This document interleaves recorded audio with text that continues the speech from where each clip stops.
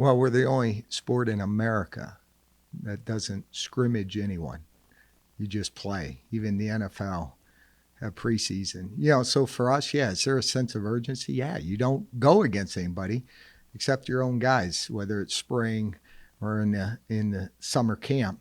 One day we'll catch up to everybody else. But yeah, that sense of urgency until it's 6 o'clock on Thursday night, we'll find out because we get to go against a different color that's not wearing red or white. Is there a motivation factor that because they ended your season? Yeah, I don't know motivation. I would say you learn from losses. You had to reflect back and what you could have done better, where you could have done better. So for me, we've done some different things since December, since that loss. Within our program and our strength and conditioning on the practice field, how we practice, what we practice, who we recruit, how we try to build team. It starts with team, and our kids, I hope they talk about that. But it's about being unselfish, and then working on the focus. When you have opportunities, we got one opportunity this week, we got to make it count, and we got to make every day count. And that's kind of been what we've preached all through camp. Make today count. Let's get better as a team. And we have gotten better, but the team will continue to get better the more we play in these games against other opponents. But the sense of urgency is we got to be ready to play number 6 team in the country that is very explosive. And, their last game was, they had South Dakota State. If 2 punts didn't get blocked, that might be a different ballgame. What have you seen from day one at camp back on July 29th to today? What do you like most about what you've seen? Well, obviously we're improving, in the fundamentals and techniques and the communication. We told our kids, when we started, it takes 6 to 8 months to build trust and communication.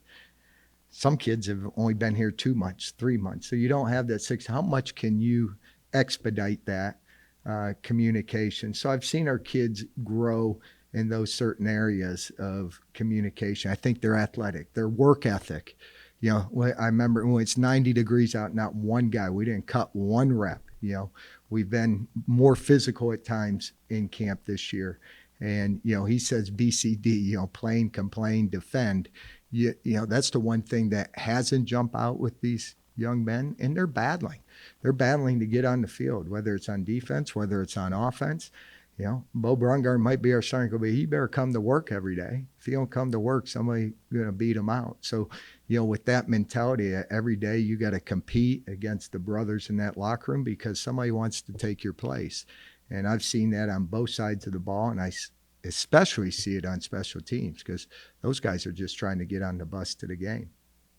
Now, is there an advantage to the fact that you guys saw them at the end of last year? There's obviously some same players as different players, Yeah. but knowing what the coaching staff tendencies are, having that, seeing how their players line up against your players and vice versa, is there an advantage to having that experience and so on for that? You do, but you realize you played them in December after a season. We're all back to square one. Where it's game one. Game one installs. What are they doing now? They may have some new players. We got new players. So you go back even and watch game one of last year, what they're doing then compared to what they're doing at the end of the year, and then you got to be ready for the unexpected. Don't know. Maybe they changed their offense. Maybe they changed something they do defensively or on special teams. So those things, that's why you got to focus more on the fundamentals and the technique, and you got to focus more of what you do. Okay, we're going to give you a good idea who they are. We know what their quarterback can do. He can beat you with his legs. He can beat you throwing the football. We know that. We know they got some explosive receivers. They got 2 great offensive tackles, the center. We know those things, but the new guys maybe they're doing something a little bit different. So, that first quarter, again, I want our guys to, we got to minimize mistakes that happen in game one. If you watch any game ones from last weekend, some of them get pretty ugly, right? You see a lot of mistakes. So we got to minimize pre-snap penalties. We got to take care of the football. Our communication's got to be on in our back end. And then in game one, there's going to be opportunities. And we got to capitalize on it, whether it's field position, whether it's on a special teams play, whether it's off a turnover, whether you're in the red zone. You really, early games, you got to capitalize. And I always believe the team that is playing fast and physical, and the only way you play fast is you know what you're doing. And game one, sometimes you're not playing as fast as you are game five because the kids are doing a lot of thinking. I want to get as much as we can. We got to allow our kids to play as fast and physical as they can right from the get-go. Is this the toughest game? I know it's the next one and the first one, but is this the toughest one from a coach's perspective to prepare for because you don't have film from the current? Yeah, but, you got to play them 2 games ago, and that's always game one. That's game 2, game 3. You go through, you have a pretty good idea. Did they change coordinators? Well, they didn't change coordinators. They got everyone the same. Their coach been there 38 years. 38 years. I think I was in 8th grade, 7th grade. But so they're going to do what they do. They got tough physical kids. They're successful. Defending champs. They're picked to win their league again today. So, we're facing a task that is challenging. That's why they put C in our chest and call us a coach. We got to get our kids ready for a great game to go back on the road to a place where they kind of handed it to us last year. Coach, you have no bye weeks this week. Does that change anything for you personally? Yeah, it changed how we recruited. That started in December. You look ahead in December and say, you're playing 12 straight games with no bye week in a very physical, the most physical conference in the country, FCS. And then you throw in Villanova and you throw in Pitt. So for us, it was, we had to go out and find depth. We wanted to have depth at running back. We want to have depth at quarterback. We want to have depth at tight end. Our O-line has been layered over time, and that's because we've had consistency there. My O-line coach has been here 5 years, and you see layer after layer. Someone graduates, next guy steps in, and I think is going to do a phenomenal job. And defensively, we always talk about it takes 22 players on defense to be successful. 22. Not you're starting a lot. You need 22 players. So we knew recruiting, roster management, we needed to do that.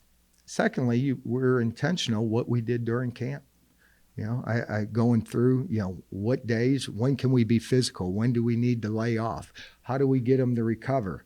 Because as you go through a season, we're going to see that same thing. So our camp probably looked a little different than what it has before, and it's strictly because of that 12 game straight without a bye week. Doug, the new rules this year where you could have communication, you could have the iPads, are you guys going to take full advantage of that? Yes, we are. And that was important to our league commissioner. It's important to our league, to be able to utilize the iPads and, how are they going to work? We've used them in practice. You go to different stadiums, never used it on a game day. We used them in scrimmages, just to get coaches used to them, but that's a game changer. When you can look at film from the previous, series, guess what? There's going to be teams. It's those that can make the adjustments during the game that I think ultimately can dictate the winner or the loser. And, for us too, I think you have to be a little bit more multiple. You got to have answers. First thing I say when I put my headsets on, all right, gentlemen, we got a plan, but man, we got to be great problem solvers tonight. Because we're going to see something maybe we haven't seen, or maybe the plan we have, guess what? It's not a good one. That happens. And we got to adjust and plan. And I think all that film, that'll help. But, it's not like you got all this time in the world to sit there, but we got to learn how to do it efficiently.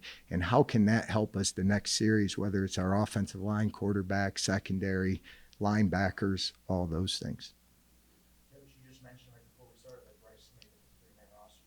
Yeah, guys, that's 2 years in a row. A Youngstown State Penguin has made a 53-man. Guys, that's incredible. I don't know how many people think that's a big deal, for us. and how important and how happy I am, for those guys, Jaleel with Denver and now Bryce. And Bryce was, I mean, that's a loaded wide receiver room with the Titans. But proud of those guys. And our guys see that, and they see the scouts that come to this. We got great football players. And none of our guys, guess what? You got to go earn it. Nobody's getting drafted. You got to go earn it. And to know 2 years in a row, a young man that dressed in this locker room earned it as a free agent and made a team. And I'm proud of him, proud of all of our kids, but that just shows you and gives all these kids what they're working for. You can do it. Does that help in the recruiting trail? I don't know if it helps in so much in the recruiting trail. It might help with our current recruits in that locker room, with the transfer portal and all those. I mean, these kids, guess where they did it from? They did it from Youngstown State. They didn't need to go somewhere else to be able to do it. And, for that, but we got to publicize, we got to use all the social media. I mean, to me, that's a reflection, not only on those kids and their families, but a reflection on our coaches and the preparation and the development here in this program. When you talk about adjustments, you got a new defensive coordinator, you got probably 9 or 10 guys on that defensive unit. And that's the biggest, I don't want to say concern, but is that the biggest question right now heading into the season? Yeah, and we have a lot of guys that have played football. DeJuan Martin's played a lot of football here. Hunter Allen has played a lot of football. Devin Johnson has played a lot of football. Jalen Kreider's been playing. Now we're asking those guys, it's your turn to step up. It's your opportunity now to be that guy. So we got to lean on those guys. And yeah, did we bring in some guys a supporting role just to have depth like Joe Brown, or Jabaric Hopkins or Tyler Bukar up front? Yes, we did. Mike Wells has been waiting. I always think that third year is important. Rarely do you see a freshman getting on the field for us. You may see a redshirt freshman getting on the field for us, but that third year is a big year. Mike Wells came in. I love how he plays, but he needs reps. He's going to make mistakes on Thursday, but he's got to be physical, play fast, and guess what? How you respond. Next play is the most important. And the more plays he plays, the better he's going to get. So playing these games, yeah, it's going to help the whole team. In the back end, we needed competition. Iron sharpens iron. I wear it on my chest. And, we'll bring in a lot of corners to go compete every day, safeties to go compete every day. And I love what I see. I can't tell you who's starting at corner right now. That's the competition. Every day I come off field, all right, how do we rank them? Who's 1, 2, 3, 4, 5, but they'll probably all play somewhat, but, who's the guy right now that took advantage of the day that they had? Good. We went through camp, a freak one with Luke Hensley.